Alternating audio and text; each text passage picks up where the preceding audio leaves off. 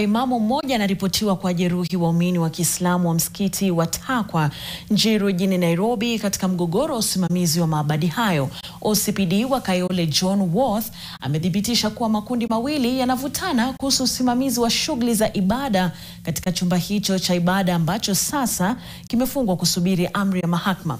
Mikutano ya kuwapatanisha imepitia changamoto, polisi wakisema watahakikisha kuna amani wakati huu wa mzozo. Tumpate Laban Shaban na taarifa hiyo. Makundi mawili ya waumini wa Kiislamu yanang'ang'ania usimamizi wa msikiti wa Takwa, na katika purukushani hizo watu wawili walijeruhiwa. Hali ya wasiwasi imetanda eneo la Njiru, Kasarani, Nairobi baada ya Sheikh mmoja kusemekana amewadunga kisu waumini wawili mgogoro ulipoibuka. Waathiriwa walipokea matibabu katika hospitali ya Mama Lucy na wanaendelea kupata nafuu wakihofia maisha yao. Kulikuwa na dispute hapo kwa Takwa Mosque kuhusu madrasa na msikiti. So tulikuwa tumeitwa pale kwa DC. So baada ya kuongea hapo saa 7 huyo Sheikh Ibrahim ambaye ni raia wa Ethiopia ndo akandunga na kisu. Hawa watu, hii ni mara ya 3 walikuwa wanatuumiza. Hawa sio watu wa Kenya, watu foreigner.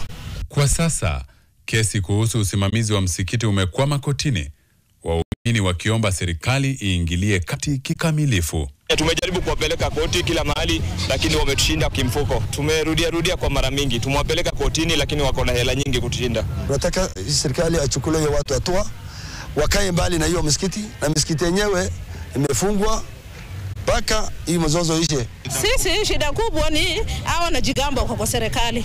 Sisi pia tunataka serikali itusaidie. Sisi pia ni wa Kenya. Group moja wanasema kwamba watambui SUPKEM na Jamia. Wanatambua tu Chief Kadhi. So tulijaribu kuleta mpaka representative ya Chief Kadhi wakae chini tuwalete pamoja, ikakataa. Owoth amehakikishia jamii hizo serikali itadumisha usalama kwa kufuata amri ya koti, akisisitiza lazima amani irejeshwe Njiru. Amri ya koti inaarifu wanaogombania msikiti wasifanye chochote katika msikiti huo ambao umefungwa hadi uamuzi utolewe.